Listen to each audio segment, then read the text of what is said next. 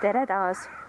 Kui te olete selline aednik nagu mina, kellel ei tule aedmaasika kasvatamine just hästi välja, siis võiks kindlasti kaaluda kuumaasika või siis alpimaasika kasvatamist. Siin on mul 2 sorti ja nad on läinud mul segamini.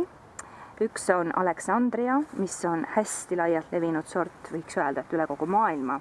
Ja teine sort ka, mis on väga-väga laialt levinud, on Baron von Solemacher. Miks ma soovitaksin kasvatada kuumaasikat või alpimaasikat aedmaasika asemel? 2 peamist põhjust. Üks on see, et teda saab kasvatada väga lihtsalt seemnest. Olgugi, et algusel võib see tunduda natukene hirmutav, sellepärast et maasikaseemned ise on ju hästi tillukesed ja siin on näha nii hästi.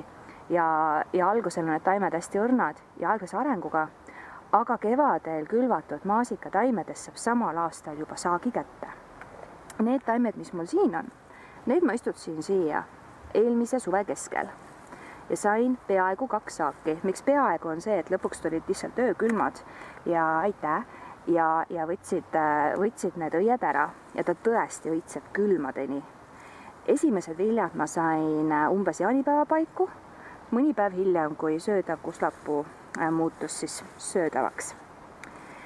Mis mulle õudselt veel meeldib alpimaasika puhul, on see, et kui tema puhmad muutuvad selliseks suuremaks ja taim hakkab justkui vananema, siis erinevalt aedmaasikast, kes oma elu ära elab, tuleb lõpetada, siis alpimaasikat saab paljundada jagamise teel.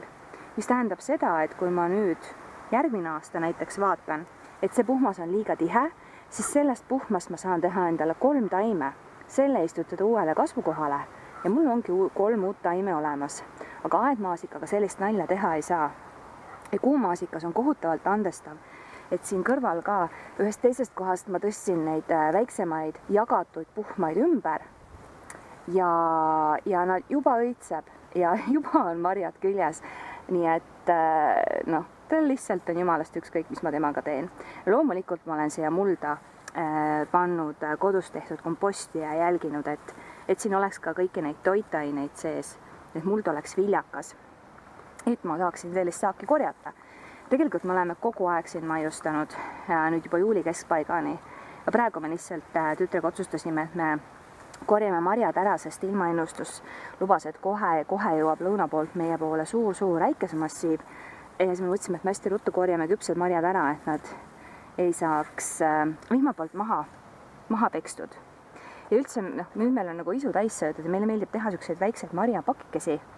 Siin on juba esimesed valminud mustsõstrad, valged sõstrad, siin on punast sõstrat natukene ja nüüd ma korjan selle karbi täis veel neid alpimaasikaid ka ja need on nagu talvel nii hea võtta selliste väikeste marjaassortiidena.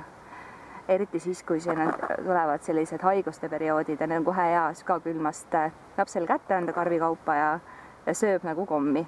Nii, aga ma ruttu nüüd jään siia neid marju korjama, sest et ma tunnen, et kohe tuleb aike peale. Ja tegelikult ei ole sellest ju midagi halba, et igasugune vihm on ju väga-väga oodatud.